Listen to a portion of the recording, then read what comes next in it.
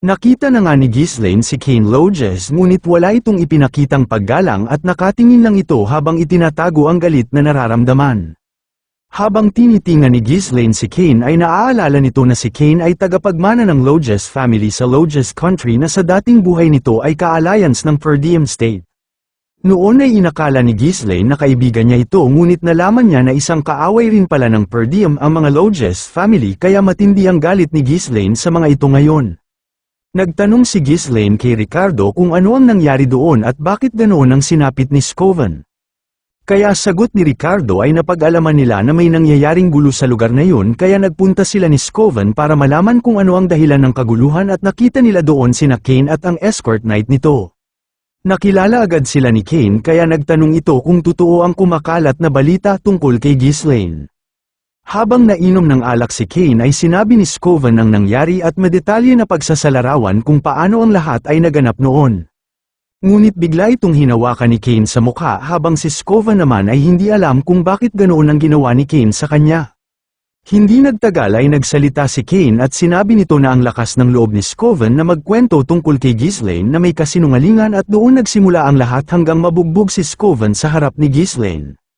Sinabi naman ni Kane kay Ghislaine na nagkwento itong si Scoven sa kanya na isang tagapagmana ng Lodges family ng mga kasinungaling tungkol kay Ghislaine na hindi naman nag-training ito ngunit natalo ni Ghislaine ang orc gamit ang sariling mga kamay at hinarap ang mga traidor na sundalo ng Per Diem State at napaslang niya ito.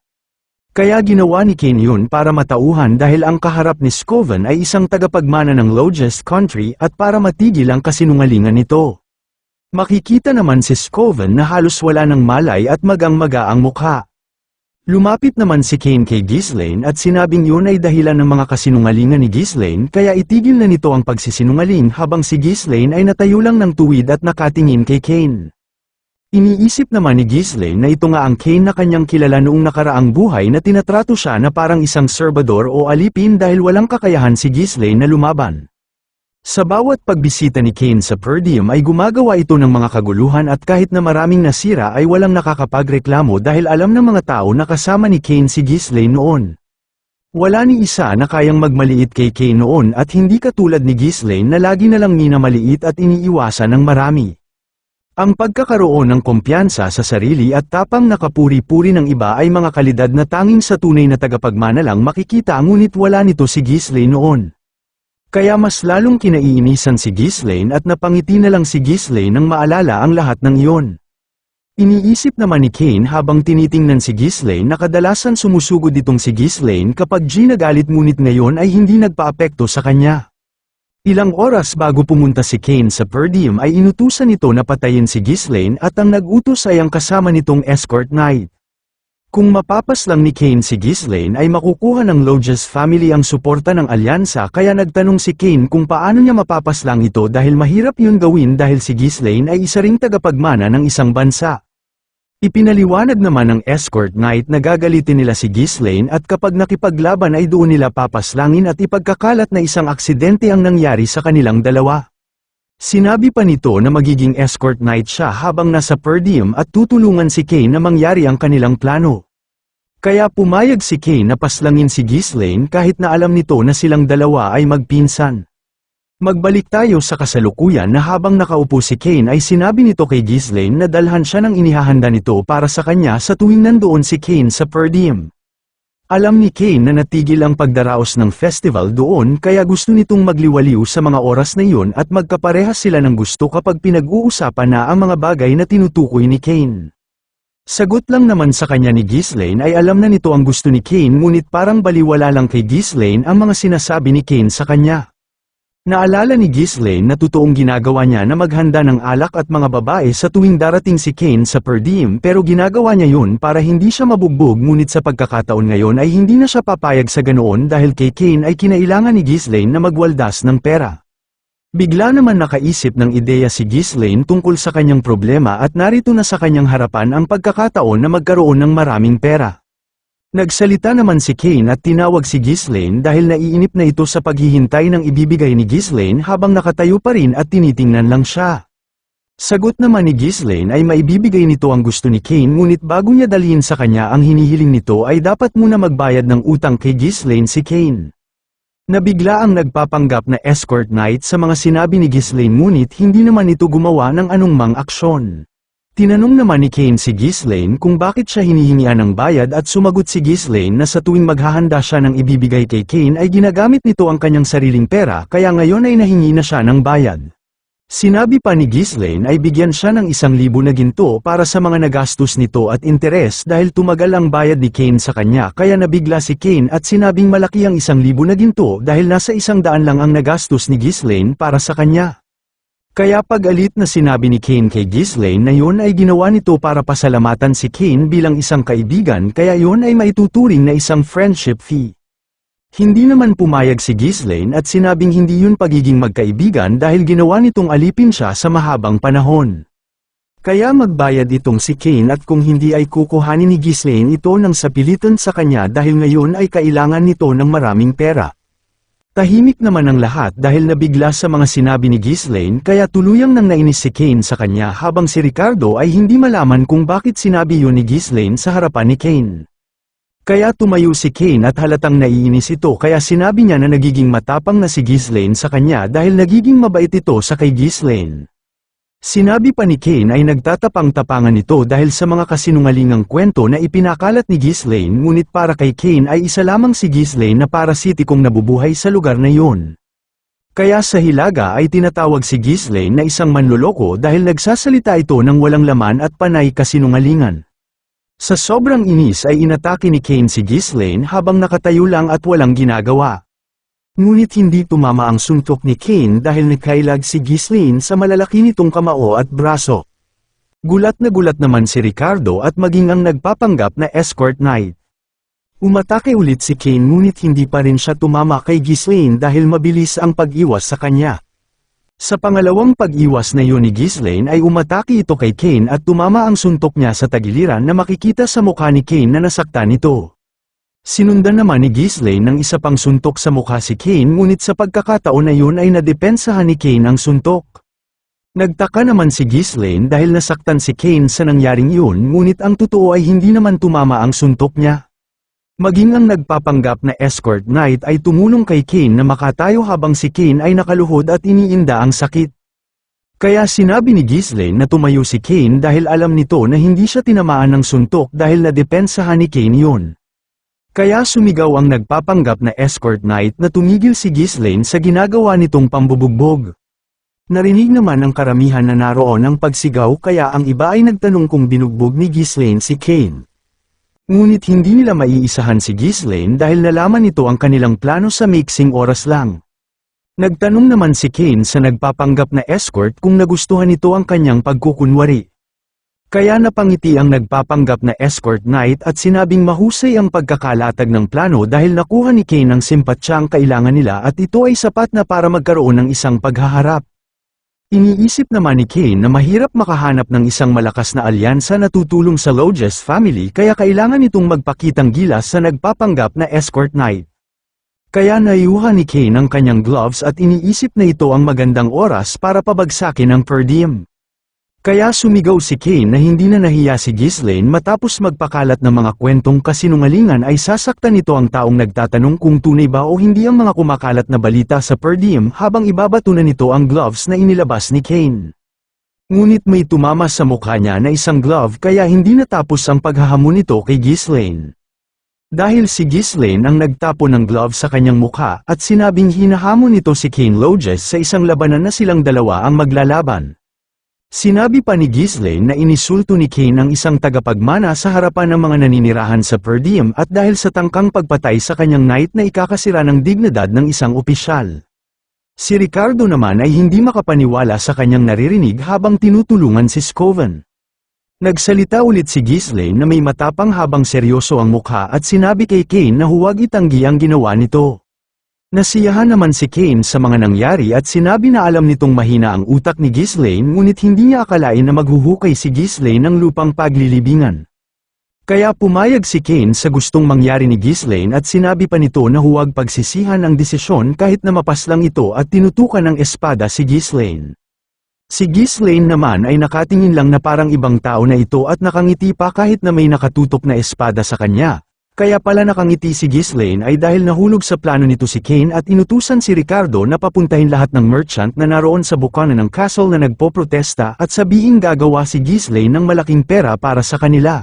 Nasa magandang parte na ang festival na kung saan ang mga tao ay nagkakasiyahan ngunit bigla na lang natigil dahil sa mga hindi inaasahang pangyayari. Ang mga turista at mahahalagang tao na nagmula pa sa malayong lugar ay hindi makabalik dahil sa insidenteng nangyari kaya ang karamihan ay nagsisi sa pagpunta sa per diem.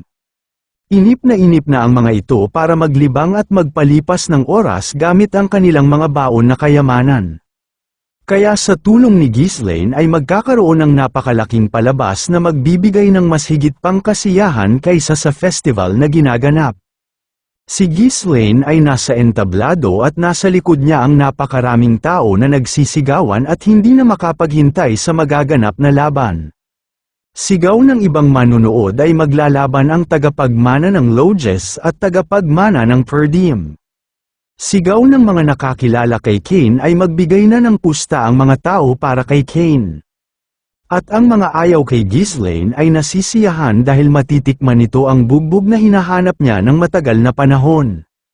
Kaya makikita sa paligid ng entablado ang napakaraming tao na nagkakagulo dahil sa pagkasabik sa mangyayaring laban.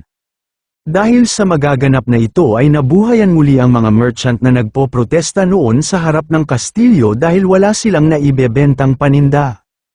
Ang iba naman ay sinasamantala ang pagbalik ng festival at nagbibigay ng mga kaakit-akit na presyo at pamamaraan para lang makapagbenta habang natutuwa naman sa ganito ang maraming mamimili at turista. Ang isa naman ay nagtayo ng isang pustahan para sa dalawang tagapagmana at mas lalong nabuhayan ang lugar na iyon dahil naging sentro ito ng pagdagsa ng mga gintong barya. Para sa maraming tao ay pumusta ang mga ito para kay Kane dahil nakikita nila na mas malaki si Kane at mas malakas kumpara kay Ghislaine kaya nasisiguro nila na mananalo si Kane kay Ghislaine. Habang kay Ghislaine ay walang nagtiwala na mananalo siya kay Kane. Itinusok naman ni Kane ang kanyang malaking espada sa entablado dahil hindi na ito makatiis sa galit. Sa panahon kasi noon ay isang sagradong kaganapan ang makipaglaban na nakataya ang dignidad ng pangalan ng isang mandirigma. Kaya si Kane ay galit dahil si Ghislaine ay ginawang pamilihan ang gagawin nilang paglalaban. Kaya nagbigay babala si Kane kay Ghislaine na kahit ito'y sumuko sa laban ay hindi mapipigilan ang gagawin nitong pagpaslang gamit ang kanyang espada. Kaya si Ghislaine ay natuklasan na ang tunay na dahilan kung bakit si Kane at ang nagpapanggap na escort nito ay nanggugulo sa per diem. Nagbigay naman ng pahintulot si Ghislaine na mag-umpisa dahil sapat na ang mga nakaabang sa labanan nilang dalawa. Ngunit bago sila mag-umpisa ay sumigaw ang escort ni Kane at nagtaka naman si Ghislaine sa ginawang ito ng escort. Kaya pala pinatigil nito ang labanan ng dalawa ay dahil sa hindi pa maayos ang pustahan na hawak-hawak ng nagpapapusta. Nangangamba naman ang mga tao dahil sa narinig na ito. Kaya nagsalita ang nagpapapusta na may isang problema lang at ito ay dahil sa walang nangahas na pumusta sa pangalan ni Ghislaine. Kaya nagkagulo na naman ang manunood at sinabi ay kahit nakapikit pa sila ay alam nila kung sino ang mananalo sa laban na yun. Ang iba naman ay sinabing walang kalaban-laban sa katulad ni Kane si Ghislaine at ang iba naman ay nanghihikayat na maglagay ng pusta para kay Ghislaine upang matuloy ang magandang laban sa pagitan ng dalawang tagapagmana. Kinatutuwaan naman ni Kane si Ghislaine dahil kahit siya ang promotor ng mga nagaganap ngayon ay wala siyang kakampi dahil ni isa ay walang nagkamaling pumusta sa pangalan niya. Sa gilid ng entablado kung saan naroon ang pustahan ay may palapit doon na isang sundalo at nagpanukala ito na magiba ng pamamaraan sa pagpusta kaya gawin na lang ay pagpustahan kung ilang oras tatagal si Ghislaine sa laban nila ni Kane. Paglapit nito sa lamesa ng nangangasiwa sa pustahan ay naglagay siya ng isang malaking supot at ang nangangasiwa ay nabigla sa dami nito. Ang pumupusta pala ay sina Scoven na hindi makayang tumayo at maglakad mag-isa at si Ricardo na akay-akay ang kawawang si Scoven. Si Ghislaine naman ay natuwa sa ginawa ng dalawang sundalo nito dahil hindi pa rin siya binibigo ng mga ito pagdating sa katapatan sa kanilang tungkulin. Ngunit sa supot na ipinangpusta ni Scoven at Ricardo ay may mas malaking supot ang tumaklog dito at halatang mas marami rin ang laman nito. Ang may dala naman ng pangalawang supot ay sina Elena na kahit anong mangyari ay kakampi kay Ghislaine at kasama nito si Belinda na magmula sa pagkabata ay siya na ang nagturo kay Ghislaine ng maraming bagay at sa pagkakataon na ito ay silang dalawa ay nasa panig pa rin ni Ghislaine. Nagulat si Scoven at Ricardo sa pagdating ni Elena at Belinda para sumali sa pustahan na nagaganap. Gayon din si Ghislaine ay nagulat din dahil hindi niya inaasahan ang mga yon na magpupunta roon. At kahit ang mga taong naroon lang para manood ay nagulat din sa pagdating ng dalawa. Ilang saglit pa ay nagtanong si Elena sa nangangasiwa ng pastahan kung sapat na yon para ituloy ang laban nila Ghislaine at Kane. Sagot naman ng nangangasiwa ay sapat na yon at ang supot nila Ricardo at Scoven na ipinusta kanina. Kaya ang ginawa ng escort ni Kane ay naglakad na lang palayo dahil yun naman ang plano nila ni Kane. Sa wakas dumating na ang oras na inanunsyo na ang inaabangan ng lahat para mag-umpisa na ang laban kaya sinabi ni Ghislaine kay Kane na dahil siya ang matanda sa edad ay hindi maganda na si Ghislaine ang mag-umpisa ng atake kaya pinauuna nito si Kane. Kaya binunot ni Ghislaine ang kanyang espada para maghanda sa atake ni Kane. At sinabing umpisahan na ni Kane at lumapit na kay Ghislaine. Sagot naman ni Kane ay hindi ba nito alam na hindi magandang maging matanda sa ganoong pagkakataon habang si Ghislaine ay handa na kung ano man ang gagawin ni Kane. Kaya tumalon si Kane papunta kay Ghislaine at kitang-kita ang napakalaking katawan nito habang nasa ere. Sa pag-atake na yun ni Kane ay nadepensahan naman ito ng maliit na katawan ni Ghislaine gamit ang maliit din niyang espada na kumpara sa gamit ni Kane ay may malaking pagkakaiba. Nabigla naman si Ghislaine sa lakas na mayroon si Kane ngunit kaya naman niya na dumipensa.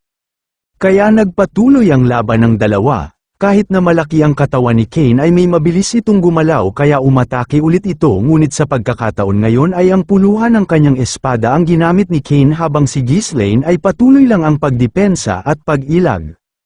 Sinundan pa ni Kane ang atake nito at sinipa si Ghislaine ngunit si Ghislaine ay mabilis na nakaiwas kaya ang tinamaan lang ni Kane ay ang entablado.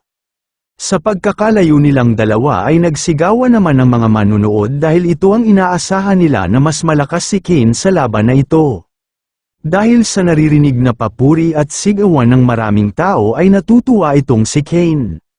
Habang si Ghislaine ay piyang mamasdan lang si Kane dahil baliwala naman sa kanya ang ginawa ni Kane na atake. Sa nakikita nila Scoven, Ricardo, Elena at Belinda ay nasabi ni Belinda na kailangan nilang patigilin ang laban ng dalawa dahil nag-aalala ito sa young master Ghislaine niya. Ngunit si Elena ay seryosong nanunood sa laban habang si Ricardo at Scoven ay nag-aalala kay Ghislaine gaya ni Belinda.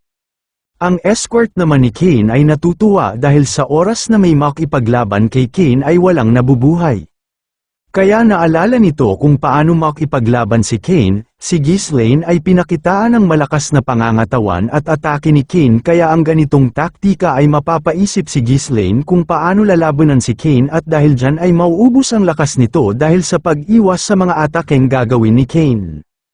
Sa huli mawawala ng kakayahan at mapapagod si Ghislaine sa kakaiwas kaya magkakaroon ng mga butas sa depensa ni Ghislaine at doon matatapos ang buhay ng tagapagmana ng per diem dahil doon nagiging matagumpay si Kane.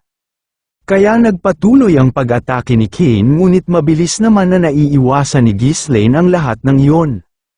Sinabi naman ni Kane na isang mailap si Ghislaine kaya napagtanto nito na tumaas ang level ng skill ni Ghislaine kumpara noon. Kaya si Kane ay nag-iba ng taktika at iniba niya ang paghawak sa kanyang espada. Kaya buong lakas na inatake ni Kane si Ghislaine at sinabing magaling lang si Ghislaine sa pagtakbo mula pa noong mga bata sila habang si Ghislaine naman ay nadepensahan ang malakas na atakeng iyon. Ngunit biglang hinila ni Kane ang kanyang espada gamit ang buong lakas nito. Habang si Ghislaine ay nagulat dahil nahihila din siya dahil ang puluhan ng espada ni Kane ang dahilan kung bakit ito napapasama sa paghila ni Kane. Gamit ang kanyang lakas ay nagawa ni Kane na ihagis si Ghislaine sa ere na parang naglalaro lang. Sa nangyaring yun ay nag-alala ang mga karaniwang mamamayan ng Perdium na nakakakilala kay Ghislaine.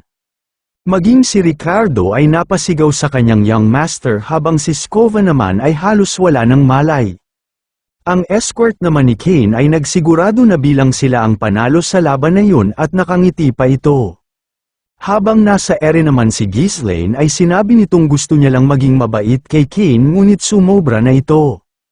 Kaya pagbagsak ni Ghislaine sa entablado ay naghanda ito para sa pag-atake niya. Ilang saglit pa ay umatake na si Ghislaine kay Kane kaya nagulat itong si Kane sa bilis ni Ghislaine. Hanggang sa hindi nakapagdepensa si Kane sa atake ni Ghislaine sa kanya. Ang escort naman ay nakita ang ginawa ni Ghislaine kaya nag-aalala ito para kay Kane. Habang si Ghislaine naman ay nagsalita ng mahina ang kakayahan ni Kane sa paggamit ng espada dahil ang alam ni Kane ay siya ang pinakamalakas kaya ang magiging kalaban nito ay natatakot agad kapag kaharap na ito.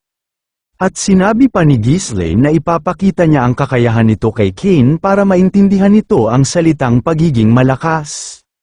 Dahil alam ni Ghislaine kung paano makipaglaban si Kane kaya mas lalong nagalit itong si Kane. Kaya sinabi niya na ipakita ni Ghislaine ang sinasabi nito dahil hindi niya ito pinaniniwalaan habang sinasabi ni Kane iyon ay paatake naman ito kay Ghislaine. Mabilis naman na sinipa ni Ghislaine ang kamay ni Kane para hindi matuloy ang atakeng gagawin nito. Ngunit sa lakas na mayroon si Kane ay nagpatuloy pa rin ang atakeng yun kaya ginawa ni Ghislaine ay ginamit niya ang pagkakataon para makaiwas. Ngunit habang nasa ere ito at pababa sa entablado ay umaatake si Ghislaine habang nagpaikot-ikot. Mabilis naman na umataking muli si Kane ngunit gaya ang dati ay nakaiwas si Ghislaine dito. Dahil hindi tinamaan si Ghislaine kaya nagawa nitong tapakan ang espada ni Kane pababa sa lupa. At umatake na may kasamang galit sa kanyang mga mata itong si Ghislaine. Kaya walang nagawa si Kane at tinamaan ni Ghislaine ito sa leeg. Ang mga dugo na nagmula sa sugat ay nagtalsikan habang nakaluhod si Kane. Tumigil naman ang ingay ng mga manunood nang makita nilang si Kane ay natalo sa espada ni Ghislaine. Hindi nagtagal ay muling nagkaingay ngunit sa pagkakataong ito ay mas malakas ang mga sigawan. Sabi ng iba ay kung ano ang nangyari dahil hindi sila makapaniwala. Sigaw ng iba ay naging mahusay na itong si Ghislaine sa pakikipaglaban. Nagtanong naman ang iba kung si Ghislaine na ang mananalo sa labang ito, sagot naman ng iba habang nagagalit ay nakapusta sila sa tagapagmana ng lodges. Si Elena naman ay ipinagmamalaki nito kay Belinda na kaya ni Ghislaine na matalo si Kane sa labanan at si Belinda naman ay hindi makapagsalita sa nakita nito. Kahit nanghihina at namamaga ang mukha ni Scoven ay napangiti ito dahil gaya ng kanyang inaasahan ay mananalo si Ghislaine kay Kane.